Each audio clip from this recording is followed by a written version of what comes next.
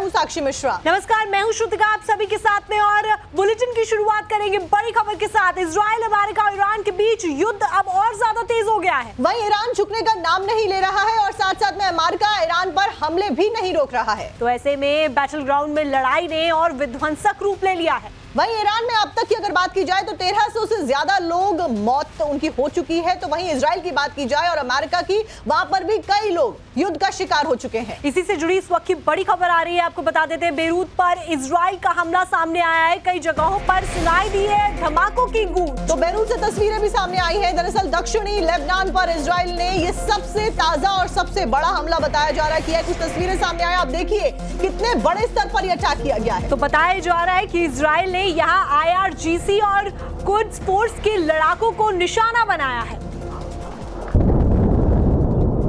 तो आप देखिए ये रेजिडेंशियल एरिया और ये बड़ा अटैक बेरूत पर किया गया है। कई जगहों पर इस बीच धमाके की आवाज कैसे सुनाई देती है वो आप इन तस्वीरों को देखकर भी समझ सकते हैं, क्योंकि वीडियो काफी दूर से रिकॉर्ड किया गया है। तो देखिए तस्वीरें आपको दिखा रहे हैं लगातार कि किस तरीके से ये धमाके हुए हैं और उसके बाद यहाँ पर अफरा तफरी का माहौल है, दहशत है, डर है, क्योंकि जिस तरीके से एक के बाद एक ये धमाके हो रहे हैं, डर बहुत ज्यादा पूरे इलाके में है। तो बेरूत पर इजराइल का ये ताजा हमला हुआ है। इजराइल भी लगातार अटैकिंग मोड में नजर आ रहा है। बेरूत को यहाँ पर टारगेट किया गया है। और इसी खबर के ऊपर हमारे साथ में गेस्ट जुड़ गए हैं। Major general Ashwini Siwach, retired defence expert हमारे साथ में, बहुत बहुत स्वागत है सर आपका। इसी के साथ में मेजर जनरल अनुज माथुर, रिटायर्ड डिफेंस एक्सपर्ट हमारे साथ में जुड़े, सर आपका भी स्वागत है। सबसे पहले रुख करेंगे अनुज माथुर सर आप ही का। सर बेरूत में भी अटैक किया गया है और ये जो तस्वीरें सामने आई है जो हम दर्शकों को दिखा रहे हैं, रेजिडेंशियल एरिया ये है, इस तरीके से रेजिडेंशियल एरिया को टारगेट किया जा रहा है, तो रिटेलिएशन भी बहुत बड़े होंगे और वो भी जाहिर तौर पर रेजिडेंशियल एरिया पे ही होते हुए नजर आएंगे अब। जय हिंद। देखिए आप बिल्कुल सही कह रही हैं।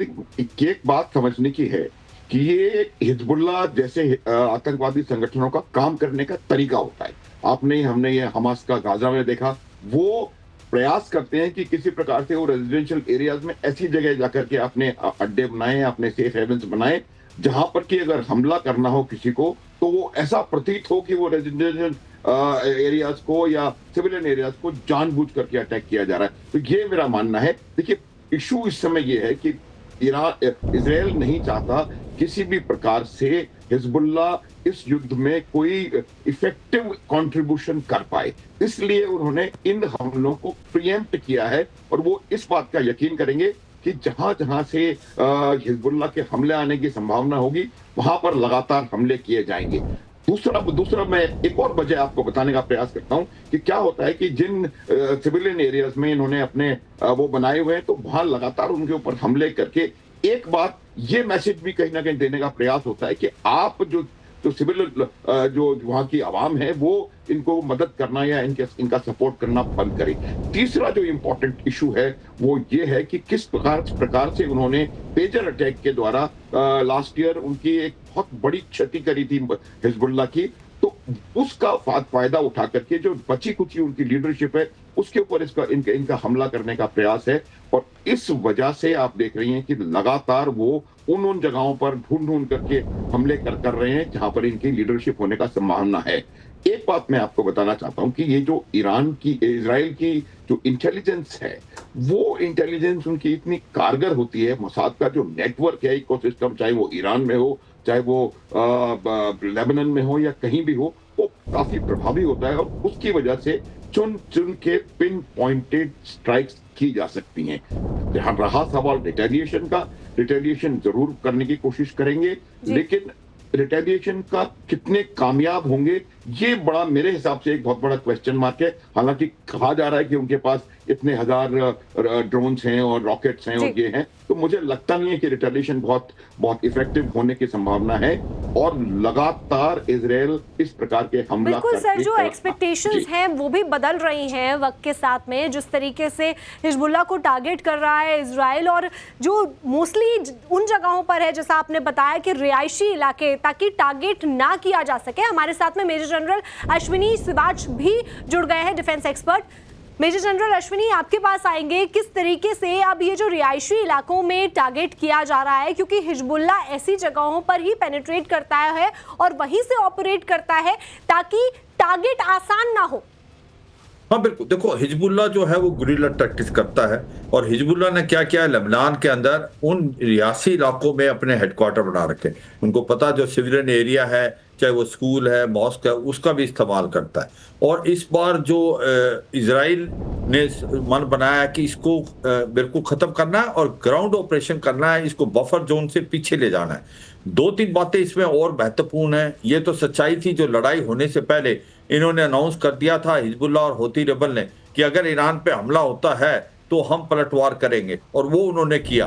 मगर आज की तारीख में हिजबुल्ला कमजोर है और हिजबुल्ला को अभी खत्म करना बहुत जरूरी है इजराइल के लिए, और इसीलिए वो ग्राउंड ऑपरेशन कर रहा है और उसके ग्राउंड ऑपरेशन बहुत सक्सेसफुल है। अगर वो ब्लू लाइन से नॉर्थ में जा रहा है और आपका जो इस प्रकार से कि धीरे धीरे इसको खत्म किया जाए, और जो गवर्नमेंट है लेबनान की वो भी चाहती है कि हिजबुल्ला वहां से निकले, क्योंकि हिजबुल्ला लेबनान के लिए भी एक बहुत बड़ी सर दर्द बन गया है। तो ये सच्चाई है कि अब बहुत अच्छा मौका है, इजराइल इसको जाने नहीं देगा। ऑपरेशन बहुत सटीक होंगे इनके ऊपर, जिस प्रकार से इनकी लॉजिस्टिक सप्लाई को तोड़ा जा रहा, कमांड एंड कंट्रोल सिस्टम को भी तोड़ा गया है हिजबुल्ला के। और इनको कहां से आती थी मदद? इनको ईरान से आती थी, ईरान से इराक, इराक से सीरिया, सीरिया से लेबनान। मगर जब से सीरिया चला गया है हाथों से ईरान के प्रॉक्सी के, तो अब वहां से वो मदद भी नहीं आ पा रही। तो मुझे लगता है कि ये लड़ाई में एक बहुत इंपॉर्टेंट चीज होगी कि जो हिजबुल्ला है उसको काफी हद तक खत्म करेगा इजराइल, लड़ाई खत्म होने से पहले। और इसी प्रकार इजराइल और अमेरिका अब लगातार उन टारगेट्स को अचीव करने में लग गए जिनका केवल जिक्र जुबानी तौर पर लगातार कई सालों से हम लोग सुनते हुए आए हैं, और नॉन स्टॉप अटैकिंग इस वजह से की जा रही है। इस बीच एक बड़ी खबर यहाँ पर आपको रोकते हुए दर्शकों को बता दें, जहां पर युद्ध से जुड़ी हुई बड़ी अपडेट सामने आ रही है। इजरायली डिफेंस फोर्सेस का ईरान के ऊपर एक बहुत बड़ा हमला देखा गया है। ईरान के F-14 को निशाना बनाया गया है। इस्फहान एयरपोर्ट पर यह पूरा हमला किया गया है। तो इस्फहान एयरपोर्ट पर हमला किया गया है और ईरान के F-14 को निशाना यहां पर बनाया गया है। और देखिए, ईरान के इस्फहान शहर में लगातार जंग के शुरुआती दौर से ही हमले और विस्फोट बड़े स्तर पर सुनाई दे रहे थे। इस सबके बीच में एक बार फिर से यहां पर बड़ा अटैक हुआ है। हमारे साथ में मेजर जनरल अश्विनी भी जुड़े हुए हैं और मेजर जनरल अनुज माथुर भी डिफेंस एक्सपर्ट के तौर पर जुड़े हुए हैं। अनुज सर, आपका रुख करूंगी। फिलहाल इस्फहान शहर में एयरपोर्ट को भी टारगेट किया गया है, मतलब क्या स्ट्रैटेजी अमेरिका फिलहाल अपना रहा है? सबसे पहले तो उन्होंने ये भी कह दिया है कि हमने हवा के ऊपर पूरी तरीके से कब्जा ऑलरेडी कर लिया है। देखिए, मैं आपको एक बात बताऊं कि ये बहुत इंपॉर्टेंट इशू होता है जब भी कोई इस प्रकार का युद्ध होता है, कि आप एयर स्पेस का कंट्रोल अपने कब्जे में ले लें। ईरान की जो एयर डिफेंस है, ईरान की एयरफोर्स बहुत पुरानी विंटेज की एयरफोर्स है। मेरे ख्याल से 1950-60 के दशक के इनके पास एयरफोर्स एयरक्राफ्ट हैं, तो मेरे हिसाब से वर्चुअली नॉन एग्जिस्टेंट है। जो थोड़े बहुत F-14 या इस प्रकार के जहाज हैं, उनको एग्जैक्टली मालूम है कहां पर हैं और वो उनको न्यूट्रलाइज करके उनको डिस्ट्रॉय करने की कोशिश कर रहे हैं। लेकिन मेरा मानना है कि इन एनी केस वो इतने कामयाब उनकी इजराइल और अमेरिका की मॉडर्न एयरफोर्स के खिलाफ वो होंगी नहीं। जो अभी इशू है कि किस प्रकार से एयर डिफेंस और इलेक्ट्रॉनिक वॉरफेयर कैपेबिलिटी जो ईरान की है उसको खत्म किया जाए। तो एयरपोर्ट्स के ऊपर जो हमले होते हैं वो इसी वजह से होते हैं कि एयरपोर्ट्स के पास उनके ये रडार सिस्टम्स या इनके इस प्रकार के EW इलेक्ट्रॉनिक वॉरफेयर के एसेट्स होते हैं। तो उन जगहों पर पिन पॉइंटेड हमले हो रहे हैं और उसी के साथ साथ ये प्रयास कर रहे हैं कि जो बची कुची एयरफोर्स है उसको भी समाप्त किया जाए। देखिए, अगर एयरफोर्स खत्म हो जाएगी, एयर डिफेंस उनकी डिग्रेड करके उसको आप बिल्कुल लगभग पूरा डिस्ट्रॉय तो नहीं कहूंगा, उसको डिग्रेड कर दिया आपने रीजनेबली, और उनके जो इलेक्ट्रॉनिक वॉरफेयर कैपेबिलिटी है, तो मुझे लगता है कि ये स्थिति जल्द आने वाली है और शायद ऑलरेडी आ चुकी है कि ईरान के आसमान पर लगभग कब्जा है इजराइल और अमेरिका की एयरफोर्सेस का। ओनली थिंग इज कि जो मिसाइल ड्रोन कैपेबिलिटी है ईरान की, उससे खतरा है। एक चीज अगर आपने नोटिस करी हो तो उसमें भी जो नंबर ऑफ अटैक्स में बहुत ज्यादा गिरावट आई है। तो इससे इस बात का अंदेशा बिल्कुल साफ मुझे लगता है नजर आता है कि ईरान की जो जो सर, इसमें एक और चीज है, offensive- क्योंकि राष्ट्रपति डोनाल्ड ट्रंप की तरफ से जो बयान सामने आया था उसमें वो तो ये दावा कर रहे हैं कि हमने एयर पर पूरा कब्जा कर लिया है, नेवी हमने खत्म कर दी है, और उनकी तरफ से तो ये तक दावा कर दिया गया है कि ईरान की मिलिट्री हमने खत्म कर दी है। मेजर जनरल अश्विनी सिवाज के पास मैं इस पे जाना चाहूंगी। सर, इतने बड़े दावे यहाँ पर किए जा रहे हैं, इस पर आप क्या राय रखते हैं? देखो, जो भी किसी देश को देखना पड़ता है एक स्वॉट एनालिसिस करके, स्ट्रेंथ क्या है, उसकी वीकनेस क्या है, अपॉर्चुनिटी और थ्रेट क्या है। जो ईरान की स्ट्रेंथ है उसकी मिसाइल, रॉकेट और ड्रोन, वो जमावड़ा जो है कम से कम मिसाइल और रॉकेट्स का उसके पास 8 से 10 हजार है, और करीब करीब इसके पास 80,000 से 1 लाख के करीब इसके ड्रोन है। और ये कितना लंबा चलेगा इस पे डिपेंड करता है कि ये जमावड़ा इसके पास क्या है। ये सच्चाई जब ये लड़ाई शुरू हुई थी, कहीं ना कहीं अमेरिका और इजराइल ने अंडर एस्टिमेट किया इसकी कैपेबिलिटी ईरान की, और इसीलिए ईरान लंबा लड़ रहा है। मगर ये भी सच्चाई है, ईरान की कमजोरी है। ईरान की 3 बड़ी कमजोरियां। ईरान का एयर डिफेंस सिस्टम बहुत कमजोर है, जैसे जनरल साहब बोल रहे थे। एयर पावर भी एक प्रकार से पुरानी विंटेज की है। नेवी भी उनकी जो है वो भी इतनी कोई खास कामयाब नहीं। तो हो क्या रहा है कि जो अमेरिका है और इजराइल है वो साइबर वारफेयर का इस्तेमाल करें। अगर आप देखें जो आयतुल्ला अल खमैनी और 40 टॉप कमांडर्स और पॉलिटिकल कमांडर को मारा गया, वो कैसे हुआ? वो जो उनकी ट्रैफिक लाइट थी उनको हैक किया, उनके मोबाइल नेटवर्क को हैक किया और उनको सटीक हमले करने में हुआ। आज की तारीख में जो भी फोकस है अमेरिका और इजराइल का वो है इलेक्ट्रॉनिक वारफेयर करें, इनके जो एनर्जी सेक्टर को बर्बाद करें, इसका कम्युनिकेशन सिस्टम बर्बाद करें, इसकी लॉजिस्टिक सप्लाई सिस्टम को बर्बाद करें। कहने का मतलब है जिसकी वार फाइटिंग कैपेबिलिटी, लंबा लड़ने की जो काबिलियत और क्षमता है ईरान की, उसको बंद करें। ये बहुत इंपॉर्टेंट चीज है। दूसरा बात आता है स्टेट का जिक्र सर आपने किया और आपने स्वॉट एनालिसिस का भी जिक्र किया। मैं आपके पास लौटूंगी इसी सवाल के साथ में, लेकिन एक बड़ी खबर दर्शकों को बता दें जो कि युद्ध से जुड़ी हुई सामने आ रही एक अपडेट, जहां पर तेहरान पर इजराइल ने एक बड़ा अटैक किया है। इजराइल ने ऑयल डिपो को इस बार निशाना बनाया है। सबको बता दें कि इजराइल लगातार ऑयल डिपो को निशाना बना रहा है और ये तस्वीरें भी सामने आई हैं। 4 ऑयल डिपो हैं जिनको निशाना बनाया गया है इजराइल की तरफ से, और ये तस्वीरें जो बताती हैं कि आसमान में धुएं का गुबार दिख रहा है और हर तरफ तबाही नजर आ रही है। और अब देखिए तेल के कुओं को लगातार अटैक किया जा रहा है। Coming back to the question Ashwini sir, अभी आप स्वॉट एनालिसिस की बात कर रहे थे, इलेक्ट्रॉनिक वॉरफेयर की बात कर रहे थे। ऑयल डिपो पर इजराइल ने एक और बड़ा अटैक कर दिया है, तेल के कुओं को निशाना बनाया जा रहा है। अमेरिका और इजराइल मानिए ये युद्ध जीत भी जाते हैं, ईरान को नष्ट कर देते हैं, वहां की सत्ता के ऊपर खुद से काबिज हो जाते हैं। क्या इस जीत के वाकई मायने होने वाले हैं अमेरिका के? अगर हाँ तो किस तरीके से? हाँ बिल्कुल, देखो पहले तो ये सोचना पड़ेगा कि अमेरिका आना क्यों चाहता है। देखो अमेरिका इसलिए आना चाहता है कि वहां पर ऑयल फील्ड है, और आप देखें पूरे मिडिल ईस्ट में उसके पास पूरा कंट्रोल है, या तो जहां पर मोनार्की है और वो उनकी सबके अंदर बेसिस है अमेरिका की। मगर ईरान एक ऐसा देश है जो पेट्रो डॉलर को भी नहीं मानना था, और वो 1979 के बाद बिल्कुल अलग पाथ पे जा रहा है, और अमेरिका इसके ऑयल फील्ड को जैसे वेनेजुला को कंट्रोल किया है वैसे कुछ करना चाहता है। अब देखते हैं कि क्या ये पॉसिबल होगा।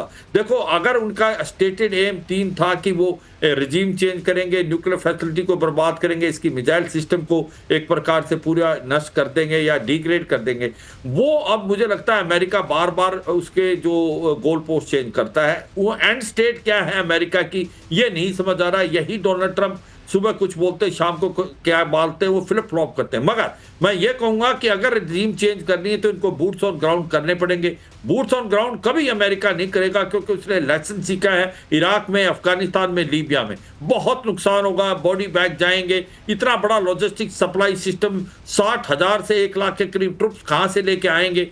तो अमेरिका मैनलैंड से वहां लाना, किस देश के थ्रू हमला करेंगे, ये ऑलमोस्ट इम्पॉसिबल है। अमेरिका नहीं करेगा। अमेरिका चाहेगा कि इसको आप अपने फायर पावर और साइबर वारफेयर, इलेक्ट्रॉनिक वारफेयर से इसको कोलैप्स कराया जाए, रिजीम को कोलैप्स कराया जाए, और कोई रिजीम से अंदर से ही कोई ऐसा मॉडरेट लीडर है जो कि अमेरिका को भी मंजूर है, उस वो आए। ये अब मुझे लगता है स्ट्रेटेजी अमेरिका और इजराइल की है। इसके साथ साथ ये होती रिवॉल्ट और जो आपके लबनान के अंदर हिजबुल्लाह उसको कमजोर। आपने एक बात की स्वॉट एनालिसिस की, देखिए हमने स्ट्रेंथ और वीकनेस बता दी। अपॉर्चुनिटी क्या थी ईरान की? अपॉर्चुनिटी ईरान की थी कि ये मिडिल ईस्ट की जो कंट्रीज हैं इनके ऊपर हमला किया जाए, क्योंकि ये कंट्रीज हैं इनका एयर डिफेंस सिस्टम कमजोर है, इतना मजबूत नहीं है जितना इजराइल का है। ये नजदीक है, सरप्राइज फैक्टर है, और ये कंट्री जो है प्रेशर डालेंगे अमेरिका पे, लड़ाई बंद करो। वो कहेंगे कि भाई हमने तो आपको अपने प्रोटेक्टर के लिए बनाया था, आज अमेरिका उनके लिए लायबिलिटी हो गया।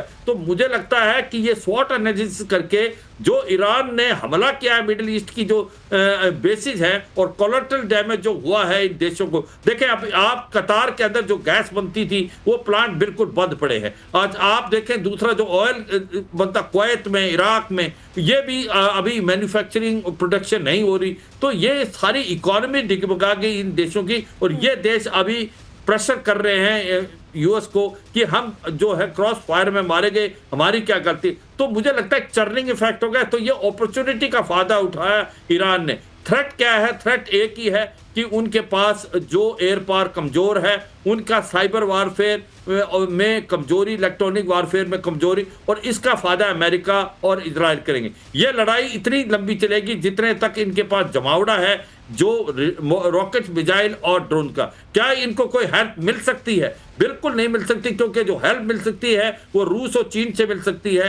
रूस और चीन ने इसको हथियार दिए हैं, ड्रोन दिए हैं, मिसाइल दिए, रॉकेट दिए हैं, अब रियल टाइम इंटेलिजेंस दे रहा है, मगर अब लड़ाई स्टार्ट होने बाद ज्यादा नहीं दे रहे, क्योंकि रूस जो है वो यूक्रेन में इन्वॉल्व है, और जो चीन है उसका फोकस जो है वो ताइवान की तरफ है। तो आप देखें कि ये ईरान वर्सेस रेस्ट है, तो ईरान कितनी देर तक लड़ेगा ये समय बताएगा। सवाल यहाँ ये भी उठने लाजमी सी बात है, जिस तरीके से ये भी जानकारियां सामने आ रही हैं कि रूस जो है वो इंटेल प्रोवाइड कर रहा है ईरान को, ताकि वो टारगेट कर सके। जिस तरीके से यूएस के जो बेसिस हैं उन पे टारगेट किया जा रहा है, उन सभी की इंफॉर्मेशन रशिया के द्वारा दी जा रही है और चाइना के द्वारा दी जा रही है। ये भी इंफॉर्मेशन आ रही है। मैं मेजर जनरल अनुज माथुर के पास जाना चाहूंगी इस चीज पर कि जिस तरीके से सर अब ऑयल डिपो को निशाना बनाया जा रहा है, ये लड़ाई किस तरफ जाती हुई नजर आ रही है? अमेरिका आगे कौन सी स्ट्रैटेजी अपना रहा है? देखिए अमेरिका का जो स्ट्रेटेजी, थोड़ा सा इतिहास में अगर आप मुझे इजाजत दें मैं लेके जाऊं श्रुतिका, वो जो अमेरिका जिस प्रकार का हमला कर रहा है वो ऐसी परिस्थिति क्रिएट करना चाह रहा है, शायद मेरा ये मानना है कि वो एक वहां पर ऐसा लगे कि वो एक विक्ट्री ऑफ सॉर्ट्स उनकी तरफ आती हुई नजर आ रही है, और 2-4 महीने के बाद जब उनको यहाँ से निकलना होगा वो उसको विक्ट्री डिक्लेयर करके और वो वहां से निकल जाने की कोशिश कर, मेरे को ऐसा लग रहा है। क्योंकि अब देखें जब इराक में आए थे तो 6-7 महीने बाद उन्होंने कह दिया था कि हम जीत गए, हमने ये कर दिया, हमने वो मार दिया, और उसके बाद भी कई साल तक लाखों ट्रूप्स उनके वहां पर मौजूद रहे, लेकिन उन्होंने अपना एक प्रकार से डिक्लेरेशन ऑफ विक्ट्री कर दिया था।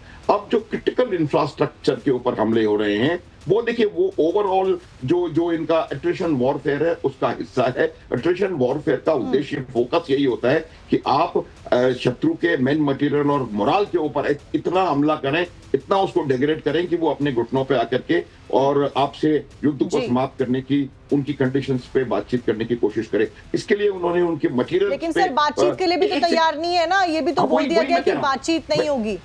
बिल्कुल वही मैं कह रहा हूं कि वो लोग भी तैयार नहीं है बातचीत करने को, लेकिन उनका एम यही है कि इतना ज्यादा उनके जो क्रिटिकल इंफ्रास्ट्रक्चर, उनकी air defence, air forces, naval forces के ऊपर दबाव डाला जाए कि वो उनको बातचीत करने के बीच में, अभी कह रहे हैं वो बातचीत हम नहीं करेंगे, हो सकता है कि इतना ज्यादा नुकसान हो जाए। और उनके वाटर पॉइंट्स पे वो हमले कर रहे हैं। इस पे कि सत्ता पर कैसे काबिज हुआ जा सके और किस तरीके से जो लीडर है वो हमारी चॉइस का चुना जा सके, जो अमेरिका लगातार कह रहा है। इस बीच एक बड़ी ब्रेकिंग, ईरान की रिफाइनरी पर एक और अटैक किया गया है। अटैक का एक और ताजा वीडियो सामने आया जहां पर शहरान कुहक में रिफाइनरीज पर डायरेक्ट अटैक हुए हैं। तो आपको बता दें कि अमेरिकी हमले में ईरान की रिफाइनरीज को तबाह कर दिया गया है। जिस तरीके से 4 रिफाइनरीज को निशाना बनाया गया, उसमें से शहरान और कुहक का ये वीडियो सामने आया है, जिस वीडियो में साफ देखा जा सकता है कि कितना ज्यादा नुकसान इस पूरे इलाके में हुआ है। मेजर जनरल अश्विनी सिवाज के पास में जाना चाहूंगी। सर, जिस तरीके से नुकसान पहुंचाया जा रहा है रिफाइनरीज को, और एक के बाद एक तस्वीरें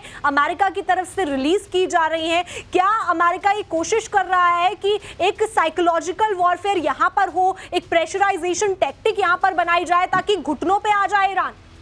बिल्कुल, मुझे लगता है उसकी स्ट्रेटेजी यही है कि उसका इंफ्रास्ट्रक्चर बर्बाद करे, उसकी एनर्जी सेक्टर को तोड़ दे, उसकी न्यूक्लियर फैसिलिटी इफ्सान फोर्दो और नताज में उसको भी डिग्रेड करे और किसी तरीके से पूरा मोराल डाउन करे। मुझे लगता है कि अब उन्होंने स्ट्रेटेजी थोड़ी सी चेंज की कल से। एनर्जी सेक्टर पे तक बहुत ज्यादा सटीक हमले हुए कल रात को। उसका मतलब यही है कि जो इसकी वार फाइटिंग कैपेबिलिटी है कहीं ना कहीं उसको डिग्रेड किया जाए, क्योंकि एनर्जी सेक्टर एक बहुत इंपॉर्टेंट चीज है। अब अमेरिका की एक और स्ट्रेटेजी है जो कि इनके कार्ड्स है, जो कि नॉर्थ वेस्ट इराक के बॉर्डर में है, वो जो है कुर्दिस्तान को उनको पहले भी आईएसआईएस के अगेंस्ट अमेरिका ने यूज किया है। यूं तो अभी वो कह रहे हैं कि हम नहीं इस लड़ाई में पड़ना चाहते, मगर ये स्ट्रेटेजी है अमेरिका की कि उनको कहीं ना कहीं जो कि 10% है पूरी पॉपुलेशन जो 9 करोड़ है, करीब करीब 10 लाख के करीब हैं, तो वो उनका इस्तेमाल करके वो कहीं ना कहीं ऐसा कुछ आंदोलन कराने की भी कोशिश करें। कहने का मतलब यह अमेरिका और इजराइल ने मन बना लिया है कि अब जिस प्रकार से ईरान लड़ रहा है, ईरान का इंफ्रास्ट्रक्चर को पूरे को बर्बाद कर देंगे, ईरान का लॉजिस्टिक सप्लाई सिस्टम को तोड़ देंगे, कमांड एंड कंट्रोल सिस्टम को तोड़ देंगे, एनर्जी सेक्टर को काफी हद तक नुकसान करेंगे, जिससे ईरान घुटनों पे आए। मगर मुझे अभी भी लगता है ईरान तभी घुटनों पे आएगा जब तक उसके पास हथियार हैं उसके रॉकेट, मिसाइल और ड्रोन, और मुझे नहीं लगता वो अनएंडिंग है, क्योंकि आफ्टर ऑल उसको मैन्युफैक्चरिंग तो है, मगर इतनी उसने क्या करके मिसाइल सिटी बना रखी है। ये अब सब सोचते हैं जब अमेरिका और इजराइल इतना पुख्ता है तो उसके जो भंडार है मिसाइल रॉकेट के या मैन्युफैक्चरिंग का, उनके ऊपर हमला क्यों नहीं हो रहा है। मगर ये मिसाइल जो सिटीज हैं ये 100 मीटर अंदर हैं, ये इनको टारगेट करना बड़ा मुश्किल हो रहा है, और ये जो मूवेबल लॉन्चर पे बाहर आती हैं, फायर करती है, फिर अंदर चली जाती हैं। मगर अभी अमेरिका की यही स्ट्रेटेजी रही है कि किसी तरीके से नजर आ रहा है सर, अमेरिका के और इजराइल के कंपैरिजन में ईरान को उसका ज्यादा जो लॉस है वो भी होता हुआ नजर आ रहा है। इस बीच एक बड़ी ब्रेकिंग, ईरान के एनर्जी सेक्टर पर अब तक का सबसे बड़ा अटैक हुआ है। तो ईरान से 4 सबसे बड़े तेल डिपो तबाह किए गए हैं। तेहरान, शाहरान, कुहक, करज में तेल डिपो को तबाह किया गया और उसकी तस्वीरें भी आपको दिखा रहे हैं। इजरायली हमलों के बाद में तेल के कुओं में आग लगने की तस्वीरें भी सामने आई हैं, जो कि आप अपनी स्क्रीन पर देख सकते हैं। मेजर जनरल माथुर का मैं रुख करूंगी। माथुर सर, लड़ाई तो तेल की है, इतना तो साफ हो गया है, और इसीलिए अमेरिका और इजरायल नॉन स्टॉप ताबड़तोड़ अब ऑयल रिफाइनरीज को टारगेट करने पर आ गए। एक नई स्ट्रेटेजी अब देखने को मिल रही है। एक तो जो जितने इक्विपमेंट्स हैं उनको तहस नहस किया जा रहा है, मिसाइलों को तोड़ा जा रहा है, दूसरा ऑयल के कुओं को तोड़ा जा रहा है, और पूरा का पूरा जो टारगेट है, फोकस है, वो है सत्ता पर काबिज होना या फिर अपनी पसंद का जो लीडर है वो चुना जा रहा है। यानी कि एक तरीके से सत्ता पे काबिज होना ही इसको समझा जाएगा। लेकिन बड़ा सवाल ये है, क्या ईरान की जनता ये एक्सेप्ट करेगी अगर अमेरिका आगे बढ़ जाता है, बढ़त बना लेता है और सब कुछ उसके मुताबिक हो जाता है जैसा वो चाहता है? क्या वाकई वहां की जनता इसको एक्सेप्ट करके आगे बढ़ पाएगी?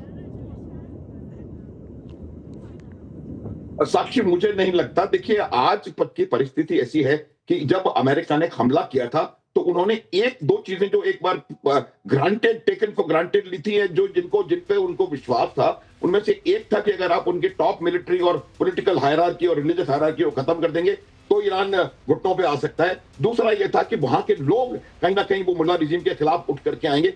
दोनों में से कुछ भी होता हुआ फिलहाल नजर नहीं आ रहा है, क्योंकि उन्होंने जिस प्रकार से उसको, तो अब जो अमेरिका चाहता है, उनकी इच्छा यही है कि किसी न किसी तरीके से एक यहां से ऐसा एग्जिट का रास्ता ढूंढे जिससे कि सांप भी मरे और लाठी भी ना टूटे।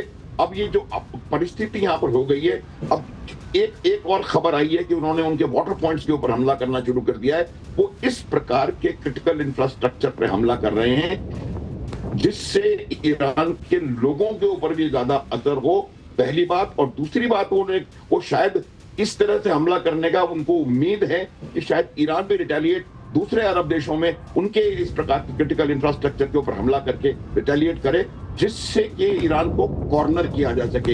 ये बिल्कुल राइट उनके विल टू फाइट को रिड्यूस करने का एक बहुत जबरदस्त तरीका निकालते हैं। इसमें क्या है कि आप देखिए, जब आपकी जनता के ऊपर प्रेशर आएगा, हो सकता है वहां से भी दबाव कहीं निकल करके आए। जो दबाव उनको उम्मीद शुरू में थी कि इस प्रकार का दबाव आ सकता है, वो नहीं आ पाया।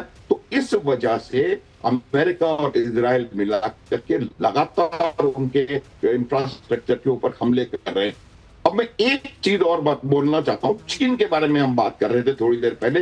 देखिए, चीन की वॉर फाइटिंग फिलॉसफी है टू विन विदाउट फाइटिंग। वो कभी भी डायरेक्टली इस लड़ाई में इन्वॉल्व, मैं बता सकता हूं, नहीं होगा। और इसी वजह से अमेरिका और इजराइल कंबाइन को इस बात की उम्मीद है कि वो अगर लगातार ड्रोन मिसाइल फोर्सेस के इंफ्रास्ट्रक्चर पे, उनके लॉन्चिंग साइट्स पे, उनके भंडारण पे और प्रोडक्शन एरियाज पे हमले करके ईरान को थोड़ा सा दबा के कब्जे में ला सकते हैं। बिल्कुल सर, और चीन डायरेक्टली इसमें इन्वॉल्व नहीं होगा, लेकिन जिस तरीके से जानकारियां साझा कर रहा है ईरान को, एक तरीके से पावर तो चीन की तरफ से भी ईरान को दी जा रही है ताकि आगे की रणनीति ईरान उसी तरीके से बना सके। इस बीच एक बड़ी खबर आ रही है, वो भी हमारे दर्शकों को बता देते हैं। तेल अवीव पर ईरान का बड़ा अटैक सामने आया है और इसके बाद में पूरे शहर में सायरन की आवाजें गूंजती हुई नजर आ रही हैं। तस्वीरें आपको दिखाते हैं, आप देखिए कि कैसे ये बड़ा अटैक तेल अवीव पर किया गया है। बॉम्ब ब्लास्ट, बड़ा धमाका, पूरे शहर में आवाजें गूंज रही। देखिए, ये पूरे इलाके में ही सायरन की आवाज गूंजती हुई नजर आ रही है। तेल अवीव को यहाँ निशाना बनाया गया है और ये तस्वीरें भी सामने आई हैं। तस्वीरों को देखिए, जहां अटैक हुआ वहां से भी तस्वीरें निकल कर आ रही हैं। तो आप देखिए, तेल अवीव में भी बड़ा अटैक यहां पर किया गया है पूरे शहर में। इसके बाद में जो इमरजेंसी सायरन्स हैं वो बजाए जा रहे हैं, क्योंकि बड़ा अटैक होने की आशंका है, इसी वजह से सायरन बजाए जा रहे हैं। और ईरान ने बताया जा रहा है इस बड़ी मिसाइल को दागा है, यानी कि ईरान भी रिटेलिएशन मोड में नजर आ रहा है। इस बीच हमारे साथ में अश्विनी सर, अभी आप एक्सप्लेन भी कर रहे थे कि कैसे जो डिस्ट्रक्शन है वो किए जा रहे हैं, दोनों ओर से किए जा रहे हैं। फिलहाल ईरान के पास में आखिरकार कितना साजो सामान है जो इस तरीके से वो रिटेलिएशन कर पाएगा और कब तक? क्योंकि जानकारी ये भी मिली थी कहीं ना कहीं हमलों में जो गिरावट है ईरान की तरफ से वो दर्ज की गई है। लेकिन साक्षी, इसमें गौर करने वाली बात ये भी है कि ईरानी अधिकारी ये भी कह रहे हैं कि हमारे पास तो 6 महीने के हथियार हैं और अमेरिका हमें यहाँ अंडर एस्टिमेट ना करे। तो सर, क्या अमेरिका अंडर एस्टिमेट कर रहा था ईरान को? मैं तो पहले बताया कि वाकई कहीं ना कहीं अमेरिका और इजराइल ने अंडर एस्टिमेट किया है कैपेबिलिटी ईरान की, मगर ये कहना कि वो 6 महीने तक लड़ पाएंगे, ये शायद ओवर एग्जर्शन हो जाएगा।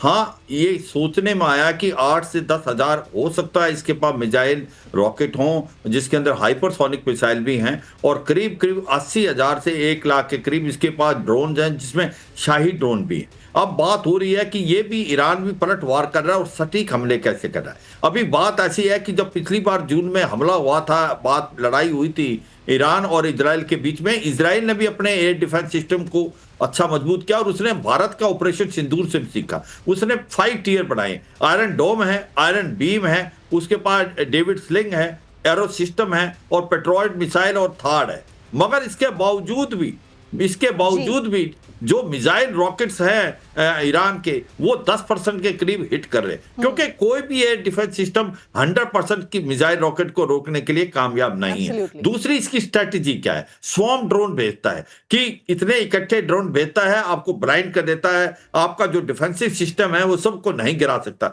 तो मुझे ये तो सच्चाई है। इस बीच अटैकिंग दोनों तरफ से जारी है और ईरान अलग अलग स्टेटमेंट्स भी बदल रहा है। एक तरफ जहां वो ये कह रहा है 6 महीने का जखीरा हमारे पास ऑलरेडी मौजूद है, दूसरी तरफ हॉर्मुज स्टेट जो है, स्टेट ऑफ हॉर्मुज, उसको कभी खुले रहने की बात कह रहा है, कभी बंद रहने की बात कर रहा है, कभी ये सामने आता है कि 10% ही जो स्ट्रेट है वो खोला हुआ है। फिलहाल आप दोनों का ही जानकारी देने के लिए, इंफॉर्मेशन के लिए बहुत बहुत शुक्रिया।